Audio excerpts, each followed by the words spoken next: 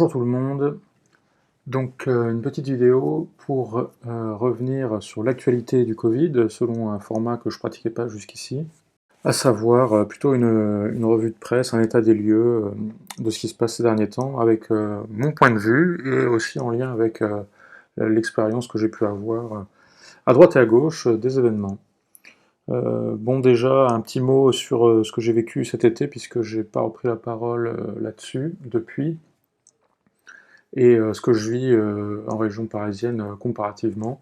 Alors évidemment, les mesures entre-temps à Paris et région sont insupportables dans le sens où le masque est obligatoire absolument partout. Donc c'est évidemment extrêmement pénible et ça fait que je ne sors plus tellement, à part pour des activités militantes. C'est vrai qu'on n'a vraiment pas envie, je trouve, de faire grand-chose en extérieur quand le masque est, enfin, ou en intérieur, quand le masque est obligatoire partout. Enfin, moi, pour ma part, je le porte pratiquement pas en extérieur, ni dans les transports, sauf flic à l'horizon. Mais malgré ça, dès qu'on veut entrer quelque part, c'est obligatoire, donc ça rend extrêmement difficile la vie quotidienne et ça donne pas envie de faire grand-chose. Enfin, si votre expérience est différente, je serais heureux de savoir en commentaire comment vous vivez les choses. Mais en tout cas, comparativement à ce que j'ai pu voir dans d'autres pays, je note quand même que le rapport au masque est un peu plus cool, hein. Par exemple, cet été, j'ai passé plusieurs semaines au Portugal, et là-bas, même si c'était pas encore obligatoire dans la rue, même si de nombreuses personnes le portaient, même en extérieur, en intérieur, les gens étaient absolument intraitables, on ne pouvait mettre les pieds dans aucun établissement sans avoir le masque, et immédiatement, les gens vous bondissaient dessus pour vous rappeler à l'ordre. Voilà, c'était extrêmement strict, une ambiance extrêmement autoritaire, dictatoriale autour de ce masque. Et en France, je note que ça dépend des endroits, hein. Il y a des endroits c'est plus ou moins cool, et quand même en extérieur, bizarrement, non, je veux dire dans les transports en commun, moi je le porte pas, tout le monde l'a, mais personne ne me fait de remarques, on me laisse tranquille. Alors qu'au Portugal, non, non, si je l'avais pas, ça allait pas du tout, on venait me faire des remontrances. Et j'ai aussi passé quelques jours en Italie, encore une autre expérience, en Italie du Nord, donc la région de Milan. Je trouvais que sur le masque, ils étaient plus cool qu'au Portugal, et à peu près comme en France, mais par contre, il y avait beaucoup plus de prise de température à l'entrée des bâtiments, et ça, je trouvais ça extrêmement intrusif et vraiment détestable. Et puis malheureusement, la très mauvaise expérience, c'est un certain nombre d'églises, hein. En Italie, c'est le pire que j'ai vu, vraiment des gens parfaitement parqués, avec prise de température à l'entrée. On entre, on sort seulement de façon régulée par quelqu'un. Enfin, c'était absolument épouvantable. Et en France, il y a pas mal d'églises, je crois, où ça ressemble un petit peu à ça. Même s'il n'y a peut-être pas la température, on vous oblige à mettre du gel, on vous oblige à mettre le masque dès que vous mettez un pas dans l'église. Voilà, ça c'est vraiment extrêmement décevant, et je suis extrêmement déçu de la part de l'épiscopat qu'il n'y ait pas de voix qui se fasse entendre pour critiquer toutes ces mesures dictatoriales épouvantables. Bon, un petit point sur l'actualité Covid, hein. Donc évidemment je parle du Covid parce que c'est à peu près le seul sujet en ce moment, malheureusement, qui écrase tout. Et on a des évolutions inquiétantes, surprenantes, hein, avec Israël qui reconfine totalement, d'après Benjamin Netanyahou, qui a annoncé ça il y a quelques jours, un confinement total de tout le pays. Ça paraît délirant quand on voit que l'épidémie est en fait terminée, hein, éteinte, quand on écoute les meilleurs spécialistes. Pas ceux qui sont vendus au système, bien sûr, mais ceux qui ont une parole libre. Je pense au professeur Perron, au professeur Toubiana, au professeur Toussaint, en partie au professeur Raoult, par rapport auquel je suis quand même un peu prudent, mais certaines fois il a une parole clairement dissidente, et d'autres fois je m'interroge un peu plus. Donc voilà, Israël qui reconfine totalement, on verra comment ça se passe, à suivre. En Angleterre, de très mauvaises nouvelles qui viennent d'Angleterre, après les très bonnes nouvelles qu'on a eues le 29 août, hein, simultanément avec la grande manif de Berlin. On a eu une grosse manif à Londres aussi, avec prise de parole d'un certain David Icke, auquel je me suis intéressé entre-temps, et qui a un discours très décapant, très radical par rapport à ce qui se passe, qui va jusqu'à dire que le Covid n'a jamais existé, etc. Bon, faut voir, quoi, faut évaluer son discours, est-ce que c'est pertinent, est-ce que c'est exagéré, mais en tout cas, il y a eu un discours politique ce jour-là, le 29, qui était extrêmement fort, d'appel à la liberté, de dénonciation de cette tyrannie mondiale et mondialiste qui s'abat sur le monde au nom de cette soi-disant épidémie de Covid. Mais donc, outre les bonnes nouvelles que nous apprenions fin août avec la manifestation au cours de laquelle s'est exprimé David Icke, viennent maintenant de mauvaises nouvelles du camp d'en face, donc du camp de ceux qui prétendent gérer une épidémie et en profitent pour terroriser la population, ou en tout cas lui imposer des mesures odieusement restrictives et absurdes. Et donc, je vais faire maintenant comme Sylvano Trotta, je vais vous lire le journal. Voilà ce qu'on pouvait apprendre sur ce sujet dans Le Parisien. Règle des 6 en Angleterre.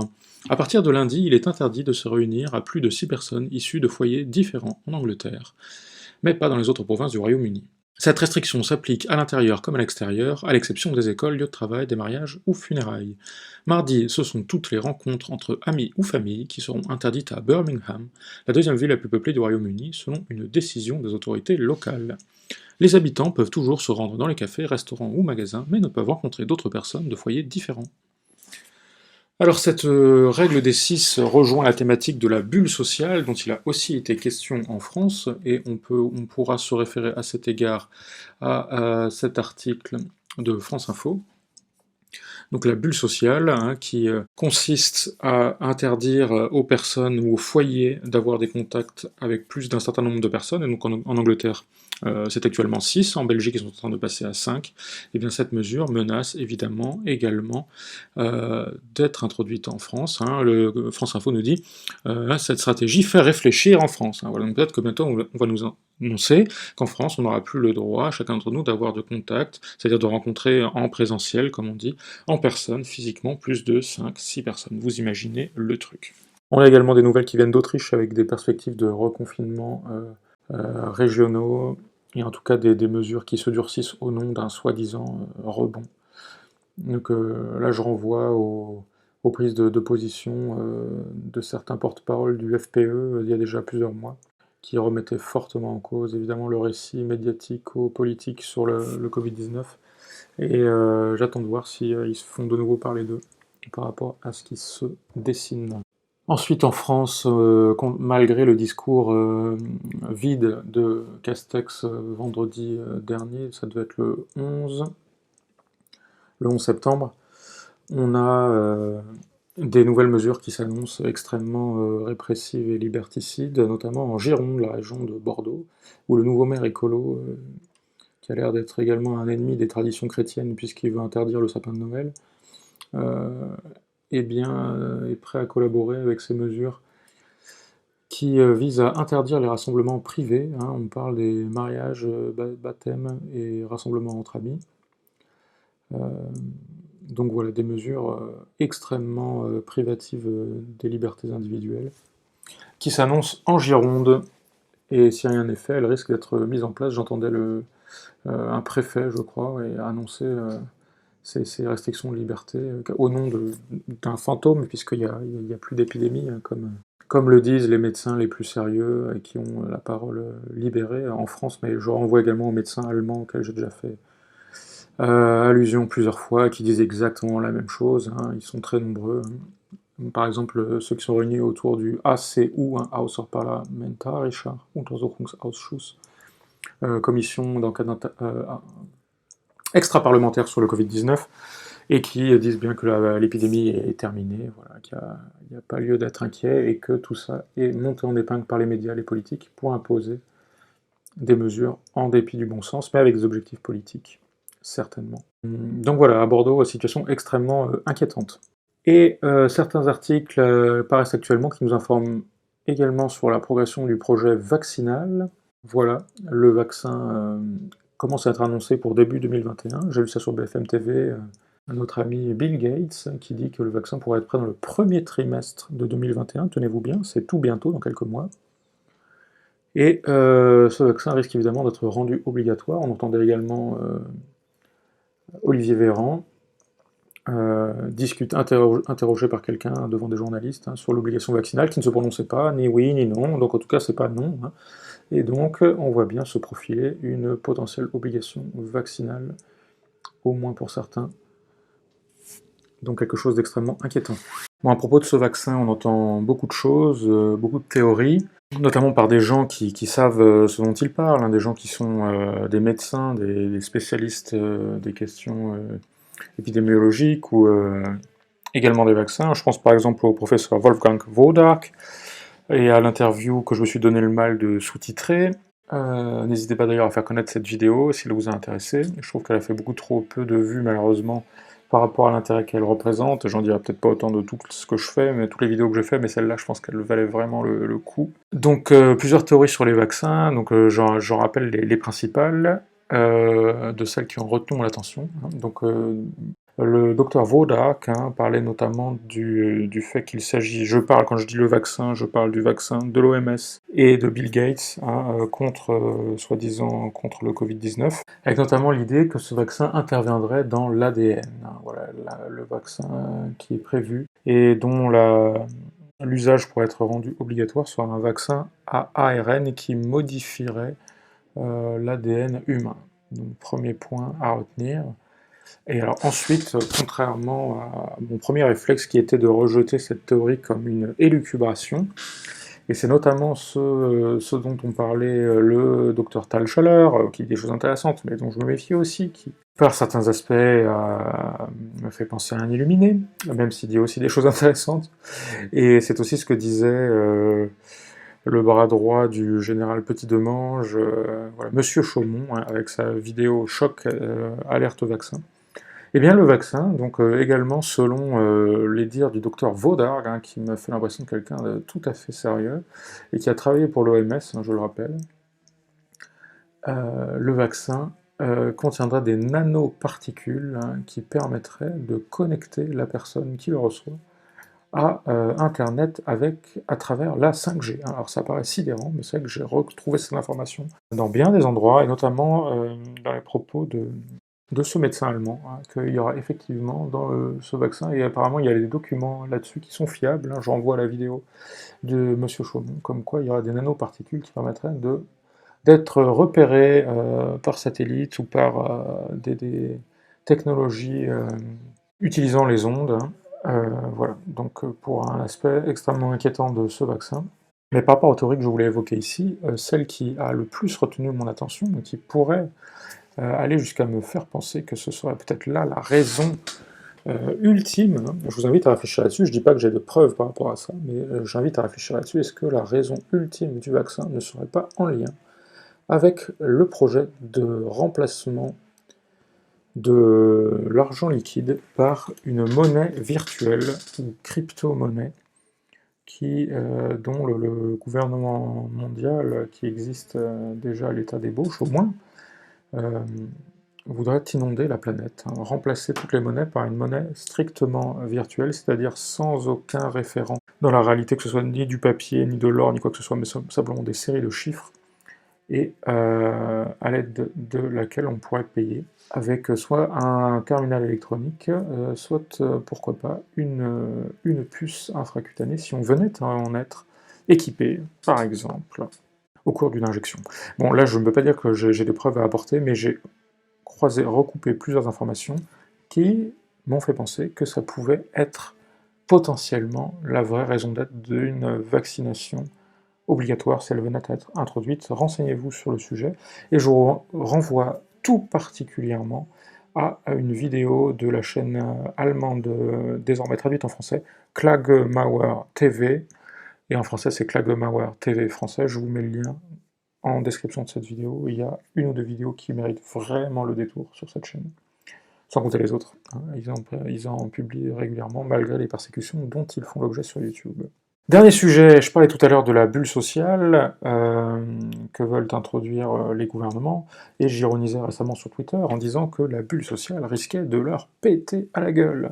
Et on espérait que cette explosion de bulle sociale aurait lieu le 12 septembre, lors de cet immense rassemblement prévu par les Gilets jaunes qui devait faire monter des gens de toute la France autour de la figure charismatique de Jérôme Rodriguez. Eh bien, cet éclatement de colère sociale n'a pas eu lieu, pour avoir été sur place dans le cortège de la Bourse et à Wagram, et aussi sur les Champs-Élysées. Et ben, la journée était décevante à plus d'un titre. Déjà, très peu de monde comparé à ce qu'on espérait. On espérait des dizaines de milliers, voire des centaines. Bon, on a été quelques milliers. Encore là, les médias n'ont pas trop menti. On n'était que quelques milliers, c'est vrai. Mais quand même, bah, un cortège important, mais voilà, avec des échauffourées. Mais bon, rien de massif, hein, certainement pas quelque chose de nature à ébranler le régime en place. Parmi les aspects décevants, bon, il y a la figure de Jérôme Rodriguez lui-même, hein, qui selon moi a viré à l'extrême gauche ou a été récupéré, ou que sais-je. En tout cas, je constate qu'il a fait son appel à la manifestation sur un média marqué à l'extrême gauche, hein, le média, structure mélanchoniste affiliée à la France Insoumise et fondée par le psychanalyste proche de Laurent Ruquier, Gérard Miller. Qui plus est, comme le faisait remarquer le youtubeur que je suis, qui m'intéresse bien en ce moment, Martial Lanoir, hein, même si je reste un peu prudent par rapport à certains de ses discours. Selon Marcel Lanoir, Jérôme Rodriguez serait peut-être même proche des Antifa, ce que connoterait son apparition tout de noir vêtu. Bon, pourquoi pas, c'est pas sûr, mais une théorie possible.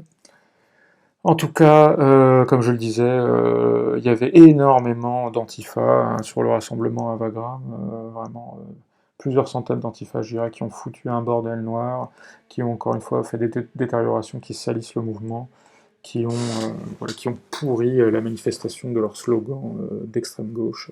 Et comme d'habitude, je me dis, malheureusement, c'est vraiment un problème, ces Antifa. Je pense qu'il faut trouver une solution pour ceux qui veulent militer et manifester contre le régime actuel et la dictature sanitaire. Il faut trouver un moyen de ne pas s'encombrer de ces hordes d'Antifa qui vraiment nous pourrissent toutes les manifestations. Donc peut-être qu'il ne faut plus manifester, mais opter pour d'autres stratégies de communication. Parce que là, ça refait le même coup qu'avec les Gilets jaunes, ils pourrissent systématiquement nos manifs.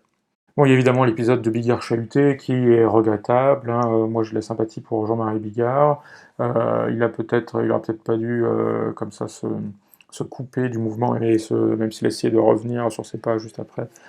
Sa communication a peut-être pas été très heureuse et c'est assez lamentable hein, l'action de voir Bigard chahuté comme ça par les manifestants, alors que pour moi c'est quand même un gilet jaune, un ami du peuple et de la cause du peuple, voilà, Jean-Marie Bigard, que je soutiens plutôt. Hein.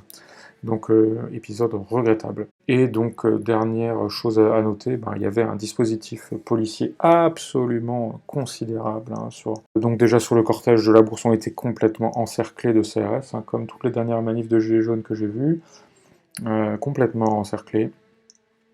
Après, on avait encore une fois les voltigeurs, voilà, avec leur technique très musclée, voilà, d'interpellation, de gazage des manifestants. Et le plus sidérant, c'était sur les Champs-Élysées, vraiment des dizaines et des dizaines de camions de police et de CRS, y compris avec des armes lourdes. Hein. Il y avait des LBD, mais j'ai aussi vu passer un paquet de fusils d'assaut, d'armes létales en bandoulière. Voilà. Donc l'État avait évidemment mis le paquet pour empêcher tout rassemblement sur les champs, et ça a réussi, ce rassemblement n'a pas eu lieu. Donc pour ceux qui sont intéressés pour passer à l'action et faire entendre des revendications, je pense qu'il faut vraiment réfléchir à autre chose que des manifestations annoncées un mois ou deux à l'avance avec le lieu de rendez-vous. On peut être sûr que les flics viendront nous attendre et nous empêcher de faire ce qu'on veut. Voilà. Sur ce, je vous dis à bientôt pour une autre vidéo. Portez-vous bien. Salut!